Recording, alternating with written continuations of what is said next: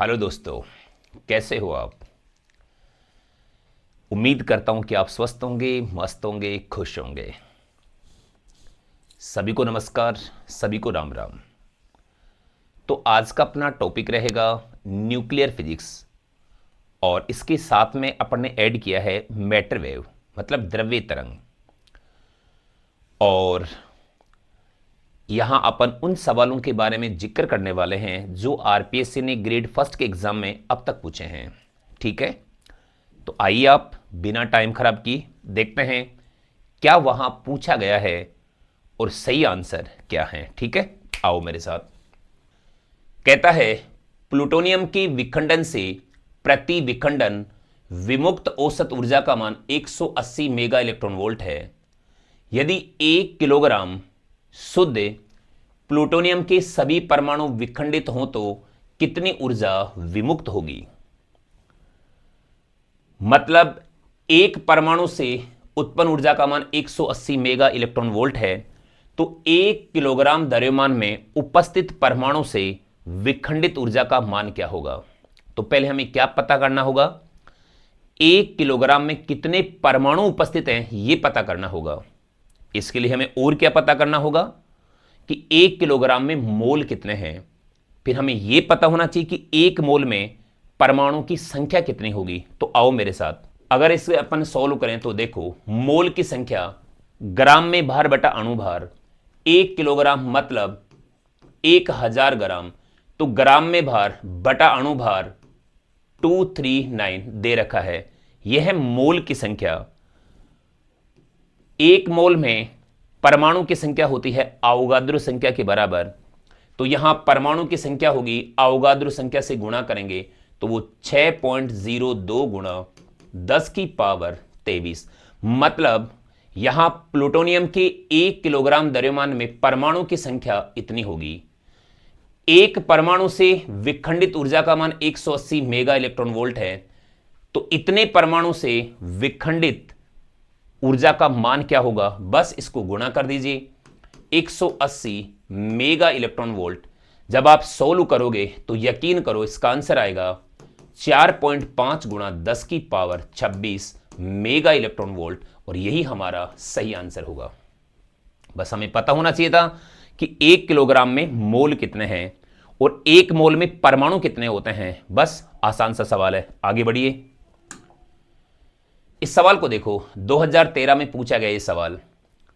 कहता है thorium bismuth में परिवर्तित होता है तो उत्सर्जित अल्फा व बीटा कणों की संख्या क्या होगी। यहां थोरियम के लिए दे रखा है जो द्रव्यमान संख्या है वो 228, जबकि बिस्मथ के लिए है 212।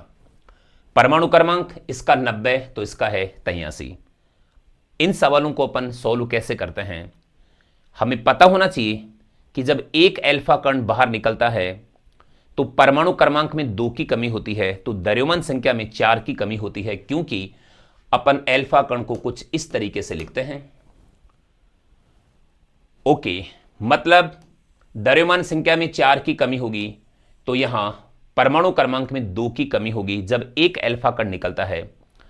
जबकि बीटा कणों की बात करें, वैसे बीटा कण 2 टाइप के होते हैं, पॉजिटिव और नेगेटिव। जब तक कुछ ना बोले अपन को नेगेटिव लेना होता है। बीटा कण के लिए कुछ ऐसा लेना होता है 0 और -1। मतलब जब एक बीटा कण बाहर निकलता है तो द्रव्यमान संख्या में तो कोई बदलाव नहीं होगा, लेकिन परमाणु क्रमांक में 1 की वृद्धि हो जाएगी। ये बातें अपन को पहले से पता होनी चाहिए। अब देखो, इस सवाल को कुछ इस तरीके से लिख सकते हैं। यहां पता करो कितना चेंज हो रहा है, ये 228, ये 212, तो यहां गैप आ रहा है 16 का। जरा सोचो, एक अल्फा कण निकलता है तो 4 की कमी करता है, यहां 16 की कमी हो रही है, तो अल्फा कणों की संख्या 4 होगी। तो वास्तव में हम कह सकते हैं कि 4 तो अल्फा कणों का उत्सर्जन होगा। अब सुनिए, जैसा कि मैं आपको बता चुका हूं, 2 हीलियम 4 यही अल्फा कण है। एक अल्फा कण निकलता है तो नीचे 2 की कमी होती है, जब 4 अल्फा कण निकलेंगे तो नीचे 8 की कमी होगी। मतलब यहां माइनस में 8 करके देखो तो हमें पता लगा कि यहां 82 आ रहा है। केवल और केवल अल्फा कणों का उत्सर्जन होता तो यहां 82 आता, पर यहां कितना दे रखा है 83। तो ये जो गैप होता है ना, बस ये जो गैप है वही बीटा कणों की संख्या है। तो वास्तव में यहां बीटा कणों की संख्या 1 होगी और अल्फा कणों की संख्या 4 होगी। उम्मीद करता हूं बात समझ में आई होगी। आगे बढ़िए, देखिए सवाल को। यह सवाल 2013 में पूछा गया सवाल। एक नाभिक का आयतन निम्न के समानुपाती होता है। तो जब अपन पढ़ते हैं तो हमें पता होना चाहिए कि नाभिक की त्रिज्या, द्रव्यमान संख्या और पावर 1/3 कुछ इस तरीके से होती है। मतलब नाभिक की त्रिज्या का मान द्रव्यमान संख्या की घात 1/3 के समानुपाती होती है। लेकिन ये तो आयतन के बारे में पूछ रहा है, हमें पता होना चाहिए कि आयतन समानुपाती r³ होगा, तो समानुपाती a होगा, मतलब आयतन समानुपाती a होगा और यही हमारा आंसर होगा। आंसर हमारा तीसरा होगा। ठीक है, आगे बढ़ते हैं। अब इस सवाल को देखो। यह सवाल 2015 में पूछा जा चुका है। एक रेडियो सक्रिय तत्व की सक्रियता 9 वर्षों में इसकी प्रारंभिक सक्रियता A0 की 1/3 हो जाती है, तो अगले 9 वर्षों के बाद इसकी सक्रियता क्या होगी? तो अगले 9 वर्षों के बाद इसकी सक्रियता A0/9 हो जाएगी। ऐसा क्यों है? हमें पता होना चाहिए कि यदि 9 वर्ष में सक्रियता A0/3 हो जाती है, तो अगले 9 वर्ष में इसकी सक्रियता, ये जो बची हुई है, इसका 1/3 होगी, मतलब A0/9 होगी और यही इसका आंसर होगा। और ये सारे मेथड अपन को पहले से पता होने चाहिए। ठीक है, आगे बढ़ता हूं। इस सवाल को देखो। 2015 में पूछा गया यह सवाल। ड्यूटेरॉन एवं कार्बन नाभिक की अभिक्रिया में नाइट्रोजन उत्सर्जित होता है, तो अन्य उत्सर्जित कण है। तो देखिए आप, ड्यूटेरॉन जिसको अपन कुछ इस तरीके से लिखते हैं, और कार्बन जिसको दे रखा है यहां 6 और ये 12 है, ये मिलकर के बनाते हैं नाइट्रोजन का एक समस्थानिक, और वो दे रखा है यहां 7 और ये 13। फिर कहता है कि यहां जो उत्सर्जित कण है वो क्या होगा? यहां आप 13 लिखिए। देखो नीचे 6 और 1 7, तो यहां भी बैलेंस हो चुका है, तो यहां 0 आएगा। ऊपर 12 और 2 14 है, पर यहां तो 13 है, यहां कुछ 1 लिखा जाएगा। वास्तव में उत्सर्जित जो कण होगा वो ये होगा, मतलब जिसे लिखा जा सकता है यहां 0 और यहां 1, और ये न्यूट्रॉन होता है, क्योंकि न्यूट्रॉन को लिखने का तरीका कुछ ऐसा होता है, और इसका सही आंसर होगा न्यूट्रॉन। ठीक है, उम्मीद करता हूं बात समझ में आई होगी। आगे बढ़ते हैं। इस सवाल को देखो। यह सवाल 2018 में पूछा गया है, और यह सवाल वास्तव में मैटर वेव यानी कि द्रव्य तरंग को लेकर के पूछा गया सवाल है। पढ़िए सवाल को। एक प्रोटॉन, ड्यूटेरॉन और अल्फा कण की डी ब्रोगली तरंगदैर्ध्यों का अनुपात क्या होगा यदि इन्हें समान विभवांतर से त्वरित किया गया है? तो देखो, यह बात हमें पता होनी चाहिए। लैम्डा बराबर H/P, H/2mE और इसका रूट H/2m और QV और इसका रूट। यह फॉर्मूला हमें पता होना चाहिए। आज वो कहता है कि विभवांतर बराबर है, तो भैया H भी कांस्टेंट है, 2 भी कांस्टेंट है, तो हम इसे लिख सकते हैं लैम्डा प्रोपोर्शनल MQ और इसका रूट। अब हमें क्या लिखना होगा? यहां प्रोटॉन, यहां ड्यूटेरॉन और यहां अल्फा कण। बस सबकी वैल्यू पुट करो कि 1/m प्रोटॉन और Q प्रोटॉन और इसका रूट। यहां लिखिए M ड्यूटेरॉन, चार्ज भी ड्यूटेरॉन और इसका root 1/m alpha Q alpha और इसका रूट।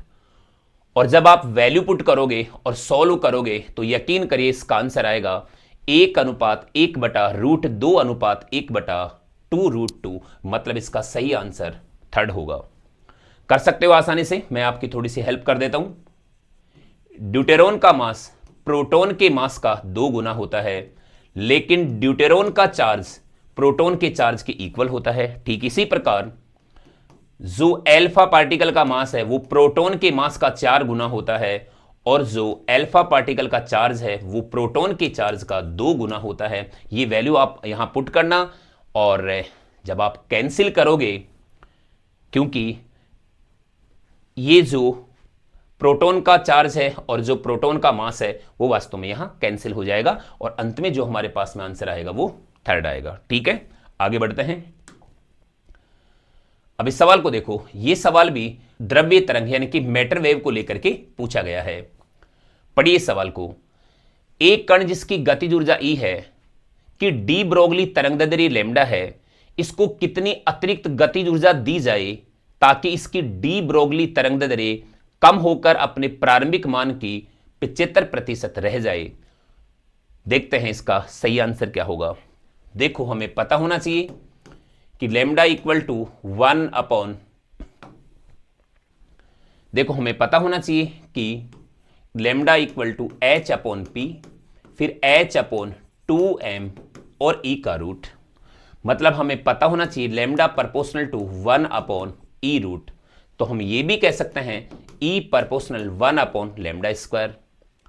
तो भाई हम ये भी कह सकते हैं E1 upon E2 equal to lambda 2 upon lambda 1 और इसका होल स्क्वायर, इक्वेशन नंबर 1। कुछ ऐसा कह सकते हैं। ठीक है, अब ये कह रहा है सवाल के अकॉर्डिंग अपन बात करें, लैम्डा 1 इक्वल टू आप 100 मान लीजिए, ऐसा अपन ने माना है। तो लैम्डा 2 क्या होगा, खुद कह रहा है 75% रह जाए, यानी कि यहां 75 रह जाएगा। और सुनो, E1 की वैल्यू आप E ले लीजिए और E2 एक बार पता कर लीजिए।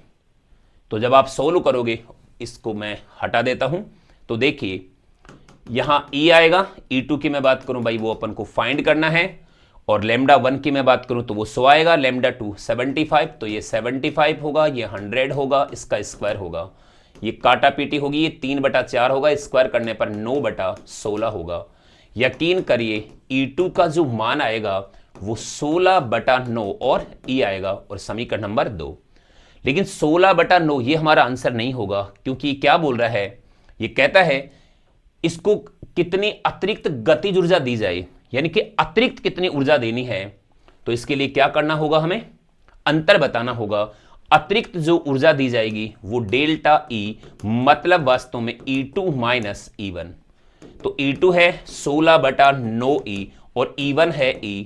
यकीन करिए जब आप सोल्व करोगे तो इसका आंसर आएगा 7/9E, और यही इसका सही आंसर होगा, और आंसर 3rd होगा। आगे बढ़ते हैं। इस सवाल को देखो, 2018 में पूछा गया ये सवाल, न्यूक्लियर फिजिक्स से पूछा गया ये सवाल, बहुत बढ़िया सवाल। पढ़िए सवाल को। ड्यूटेरॉन की बंधन ऊर्जा 2.2 मेगा इलेक्ट्रॉन वोल्ट है तथा हीलियम की बंधन ऊर्जा 28 मेगा इलेक्ट्रॉन वोल्ट है। यदि 2 ड्यूटेरॉन मिलकर एक हीलियम नाभिक बनाते हैं, निर्मुक्त ऊर्जा का मान क्या होगा, उत्सर्जित ऊर्जा का मान क्या होगा। मतलब ये कह रहा है एक ड्यूटेरॉन, ये दूसरा ड्यूटेरॉन, ये मिलकर के बनाएगा कुछ इस तरीके से। इसके लिए बंधन ऊर्जा 2.2 मेगा इलेक्ट्रॉन वोल्ट, इसके लिए भी 2.2 मेगा इलेक्ट्रॉन वोल्ट, और इसके लिए 28 मेगा इलेक्ट्रॉन वोल्ट। उत्सर्जित ऊर्जा का मान कैसे ज्ञात करते हैं, उत्पाद के लिए बंधन ऊर्जा माइनस अभिकारकों की टोटल बंधन ऊर्जा। तो हम कह सकते हैं 28 माइनस 2.2 प्लस 2.2, मतलब 28 माइनस 4.4, जहां तक मैं देख पा रहा हूं यह आएगा 23.6 मेगा इलेक्ट्रॉन वोल्ट, और यही हमारा आंसर होगा, और हमारा आंसर 2nd होगा। आगे बढ़ो। इस सवाल को देखो, 2018 में पूछा गया ये सवाल, बहुत बढ़िया सवाल। सवाल कहता है कि 2 प्रोटॉन 10 नैनोमीटर की दूरी पर रखे हैं, माना इनके मध्य Fn और Fe क्रम से नाभिकीय बल और विद्युत चुंबकीय बल हैं, इनमें से सही क्या होगा। तो देखो, एक बार के लिए हमें ऐसा लगता है कि नाभिकीय बल का मान ज्यादा और विद्युत चुंबकीय बल का मान कम, लेकिन आज ये आंसर गलत होगा। अगर हमसे हवा में पूछा जाए सवाल कि दुनिया का सबसे प्रबल बल कौन सा है, तो हम बोलेंगे नाभिकीय बल, और सबसे जो दुर्बल बल होता है वो गुरुत्वाकर्षण बल। देखो, कुछ भी ना बोले, हवा में बात करें और ऐसे प्रोटॉन और बीच की दूरी का जिक्र ना हो, केवल यही पूछे कि जो प्रकृति के 4 मूलभूत बल हैं उनकी सामर्थ्य का क्रम बताओ, तो प्रकृति के 4 मूलभूत बल होते हैं। नाभिकीय बल दुनिया का सबसे प्रबल बल है, फिर विद्युत चुंबकीय बल, फिर दुर्बल बल, और अंत में आता है गुरुत्वाकर्षण बल। लेकिन यह तब जब बात हवा में पूछी गई हो, पर यहां कह रहा है दो प्रोटॉन 10 नैनोमीटर की दूरी पर हैं, तो अब ऐसा क्या होगा, हमें यह भी पता होना चाहिए इनके साथ कि इस नाभिकीय बल की परास बहुत कम होती है। ये नाभिकीय बल 10 की पावर -15 मीटर की दूरी तक ही अप्लाई होता है। इससे ज्यादा दूरी पर इसका मान नगण्य हो जाता है, लगभग शून्य हो जाता है। जबकि विद्युत चुंबकीय बल की परास बहुत ज्यादा होती है। तो मतलब यह हुआ कि आपके पास में एक प्रोटॉन और ये दूसरा प्रोटॉन, इनके बीच की जो दूरी है वो 10 नैनोमीटर है। मतलब आप कह सकते हो 100 एंगस्ट्रम कह सकते हो। और इतनी दूरी पर नाभिकीय बल का प्रभाव नगण्य हो जाता है, तो ये कम होगा, जबकि विद्युत चुंबकीय बल का प्रभाव ज्यादा होगा। तो सही आंसर कौन सा होगा, इसमें सेकंड होगा। मतलब ये गलत आंसर होगा, थर्ड वाला। अगर आप थर्ड वाले करते हो तो इस वाले सवाल में, ठीक, उम्मीद करता हूं बात समझ में आई होगी।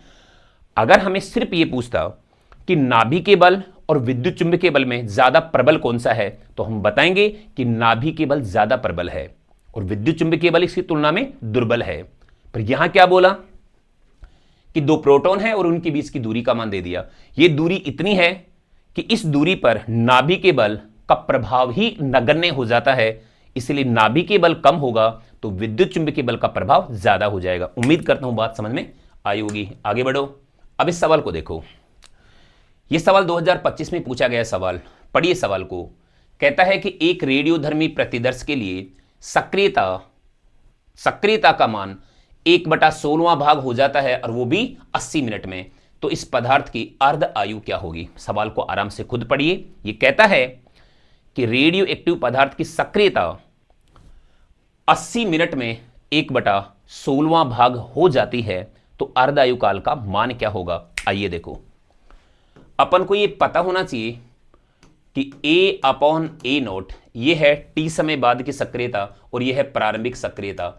इसे हम N/N0 भी कहते हैं और इसकी वैल्यू 1/2 की पावर n होती है। ये कुछ सूत्र हमें पता होना चाहिए। n क्या है यहां, अर्ध आयु काल की संख्या, मतलब टोटल टाइम t ले लीजिए n इंटू और ये t हाफ। ये दो सूत्र हमें आने ही चाहिए।